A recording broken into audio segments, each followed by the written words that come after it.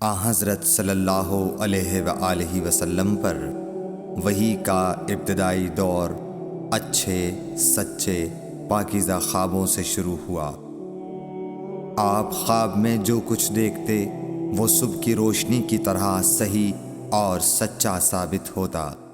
پھر من جانب قدرت آپ تنہائی پسند ہو گئے اور آپ نے غار حرا میں خلوت نشینی اختیار فرمائی اور کئی دن اور رات وہاں مسلسل عبادت اور یاد الہی و ذکر میں مشغول رہنے لگے، جب تک گھر آنے کو دل نہ چاہتا توشہ ہمراہ لیے ہوئے وہاں رہتے۔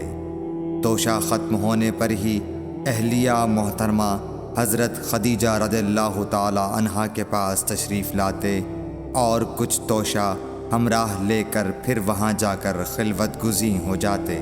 یہی طریقہ جاری رہا یہاں تک کہ آپ پر حق منکشف ہو گیا اور آپ غار حرا ہی میں قیام پذیر تھے کہ اچانک حضرت جبرائیل علیہ السلام آپ کے پاس حاضر ہوئے اور کہنے لگے کہ اے محمد پڑھو۔ آپ فرماتے ہیں کہ میں نے کہا کہ میں پڑھنا نہیں جانتا۔ آپ صلی اللہ علیہ وسلم فرماتے ہیں کہ فرشتے نے مجھے پکڑ کر اتنے زور سے بھینچا کہ میری طاقت جواب دے گئی، پھر مجھے چھوڑ کر کہا پڑھو۔ میں نے پھر وہی جواب دیا کہ میں پڑھا ہوا نہیں ہوں۔ اس فرشتے نے مجھ کو نہایت ہی زور سے بھینچا کہ مجھ کو سخت تکلیف محسوس ہوئی، پھر اس نے کہا کہ پڑھ۔ میں نے کہا میں پڑھا ہوا نہیں ہوں۔ فرشتے نے تیسری بار مجھ کو پکڑا اور تیسری مرتبہ پھر مجھ کو بھینچا، پھر مجھے چھوڑ دیا اور کہنے لگا کہ پڑھو اپنے رب کے نام کی مدد سے جس نے پیدا کیا اور انسان کو خون کی پھٹکی سے بنایا۔ پڑھو اور آپ کا رب بہت ہی مہربانیاں کرنے والا ہے۔ بس یہی آیتیں آپ حضرت جبرائیل علیہ السلام سے سن کر اس حال میں غار حرا سے واپس ہوئے کہ آپ کا دل اس انوکھے واقعے سے کانپ رہا تھا۔ آپ حضرت خدیجہ کے ہاں تشریف لائے اور فرمایا کہ مجھے کمبل اوڑھا دو، مجھے کمبل اوڑھا دو۔ لوگوں نے آپ کو کمبل اوڑھا دیا۔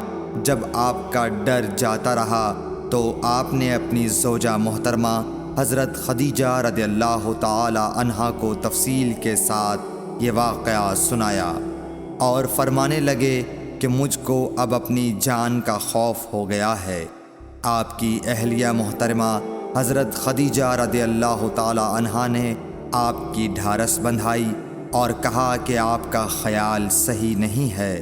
اللہ کی قسم آپ کو اللہ کبھی رسوا نہیں کرے گا۔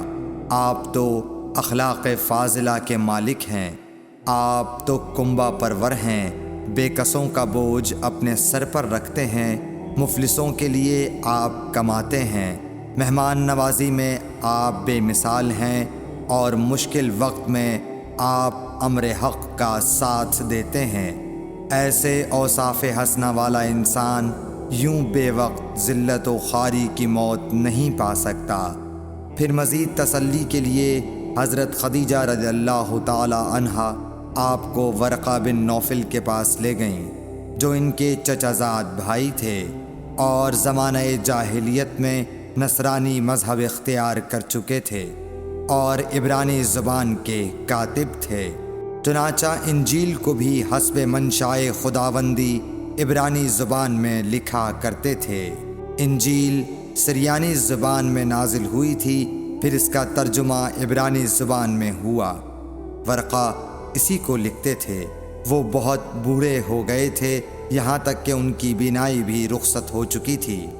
حضرت خدیجہ رضی اللہ تعالی عنہا نے ان کے سامنے آپ کے حالات بیان کیے اور کہا کہ اے چچا زاد بھائی، اپنے بھتیجے محمد صلی اللہ علیہ وسلم کی زبانی ذرا ان کی کیفیت سن لیجئے۔